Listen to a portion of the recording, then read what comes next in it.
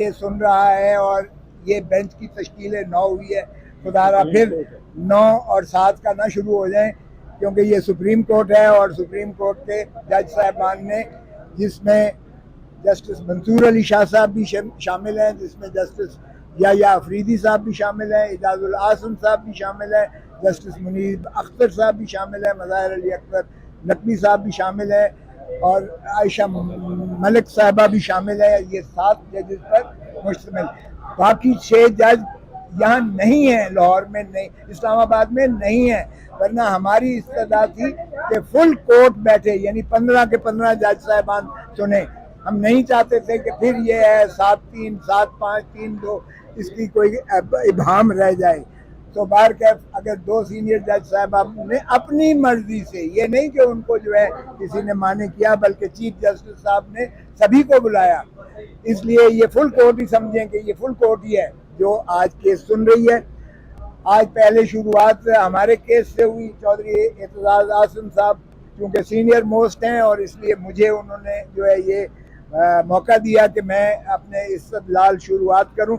तो मैंने यही कहा कि 25 करोड़ अवाम इस वक्त अजियत और कर्ब में मुब्तला हैं और एक खौफ की फिजा जो है सारे मुल्क में इस तरह से फैली हुई है। आपने सुना जज साहब ने, बाद में चीफ जस्टिस साहब ने आखिर में ये भी कहा और अटॉर्नी जनरल ने तस्लीम किया कि अगर बुकला को जो है हरास किया जा रहा है, उज़ैर भंडारी को उठा लिया गया 4-6 घंटे, मेरे घर पर हमला हुआ, वो भी चीफ साहब ने जिक्र किया, अगरचे मैं नहीं चाहता था कि वो जिक्र हो। मैंने ये ज़रूर शिकायत की कि देखिए मैं अटॉर्नी जनरल होते हुए, सीनियर मोस्ट वकील होते हुए, मैं अपना पर्चा नहीं दर्ज करवा सका। एक ASI ने पर्चा मेरा भी, वो मेरे ऊपर कातलाना हमला और मेरे घर के ऊपर हमले का और मेरे ड्राइवर को जख्मी करने का और मेरी गाड़ी को हिट करने का और मेरे गेट पर गोलियां बरसाने का, वो भी ASI की वदियत में पर्चा दर्ज होता है। मैं मौजूद हूँ, जिंदा आपके सामने खड़ा। बार गए चीफ जस्टिस साहब ने आखिर में ये भी कहा कि ये जो सहाफ़ी हजरात को और अटॉर्नी जनरल को कहा, बताएं, मैं आपको नाम लेकर बताऊं कि जिन सहाफ़ियों को आपने जो अगवा है, जिनको जो है इस तरह हरासा किया जा रहा है, ये भी बंद करें और फ़ौरन मुखलसी दें। इसी तरह चौधरी साहब ने पॉइंट आउट किया कि औरतों को भी जो है आपसे भेजा, यानी उनको भी महबूस किया हुआ है, उनको जेलों में बंद किया हुआ है। चीफ साहब ने उसकी भी फहरिस्त मांगी है और टोटल कितने मुकदमात हैं इस वक्त, कितने लोग पाबा सलासल हैं, कितनों को फौजी अदालतों में मुकदमा रेफर किया गया है, कितने सिविलियन साइड पर हैं, ये सारी भी फहरिस्त चीफ जस्टिस साहब ने मांगी है। अलबत्ता फैसल सिद्दीकी साहब ने कहा कि नाबालिग लोगों को भी, जुवेनाइल्स को भी पकड़ा हुआ है, तो चीफ साहब ने कहा उसकी फहरिस्त भी जो है दी जाए और फराहम की जाए। आज हमारी इस्तदलाल में ये था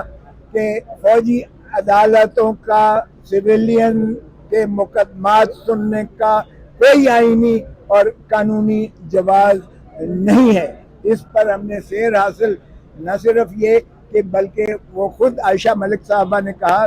कि ये कैसे कमांडर जो है आकर एडमिनिस्ट्रेटिव अकाउंटेबिलिटी कोर्ट को दरख्वास्त देकर और वो बिना अपने माइंड अप्लाई किए हुए उन्होंने उनकी कस्टडी उनकी जो है मुल्ज़मान की वो फौजियों के हवाले कर दी और गिल्टी का लफ्ज़ लिखा हुआ था। और मैंने जब कोर कमांडर्स की वो सुनाई प्रेस ब्रीफिंग, और जब फॉर्मेशन कमांडर्स जो पाकिस्तान के सारे उससे भी ज़्यादा इहाता करता है, ISPR की प्रेस रिलीज जो है बताई, और वहाँ उन्होंने लिखा था नाकाबिल शवाहिद, जिनको तरदीद जिनकी नहीं की जा सकती है, हमारे पास मुयस्सर है, मौजूद है, और ये गुनहगार हैं, इनको मिलिट्री कोर्ट्स में जो है कैफर किरदार था। तो उसके बाद वही वजह रह जाती है कि एक कर्नल जो है या एक फौजी अदालत उस कोर कमांडर्स की या आर्मी चीफ के या फॉर्मेशन कमांडर्स के उस डिक्लेरेशन को, जो उन्होंने फैसला ही गुनहगार का और नाकाबिल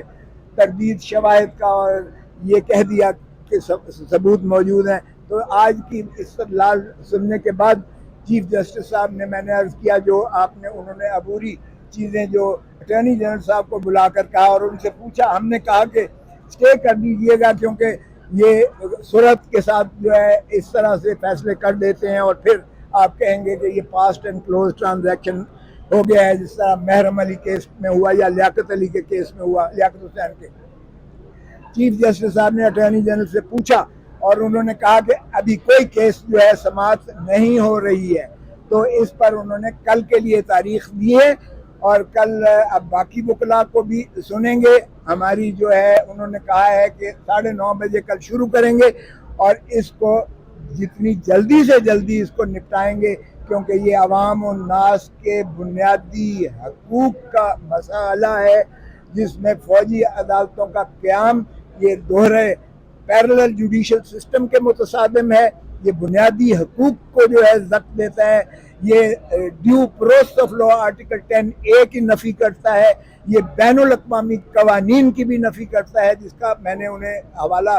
दिया और कल उनको किताबचा भी दूंगा, जिसमें दुनिया में हमारी जो है रुसवाई हो रही है कि फौजी अदालतें इंसाफ तो क्या इंसाफ का कत्ल कर रही हैं। तो इसलिए चौधरी साहब से मैं अर्ज करूंगा कि बाकी आप। अस्सलाम वालेकुम।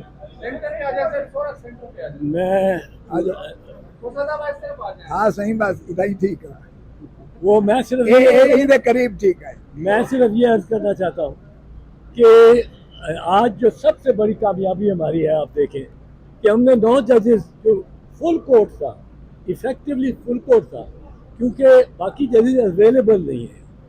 वो हमने बनवा दिया। अब ये बड़ी, हमें तो इसकी बहुत इत्मीनान था, फैसला इधर का हो उधर का हो। जो फुल कोर्ट को जो लोग कहते रहते थे, जो आप साफी कहते रहते थे, आप में जो तजज़ियाकार है वो कहते रहते थे, वो एक पूरी डिमांड थी कि इल्तजा थी कि सारे जज इकट्ठे बैठे। आज वो हो सका। अब उसमें ज़रा हमें इस बात पे कुछ बीच में टेस्ट अच्छी नहीं रही कि 2 जज साहबान ने, सीनियर तरीन जज साहबान ने इससे, इस बेंच से उठ के चले जाना मुनासिब समझा। हमने उनकी मिन्नत की, काजी फैज़ी साहब की और सरदार तारिक मसूद पूरे खोसा साहब ने तो जनाब फैज़ी साहब को मुबारक भी दी कि वो आज चीफ जस्टिस डेजिग्नेट हो गए।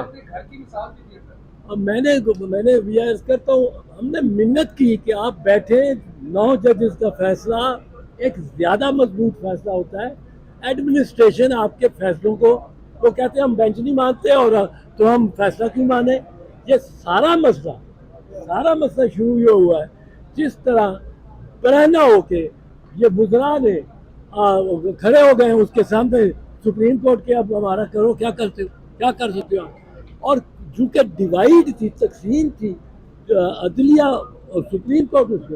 उसमें सुप्रीम कोर्ट भी बेबस हो गई। इन्होंने तकरीरें की, जिस किस्म की तकरीरें इन्होंने की, वो जो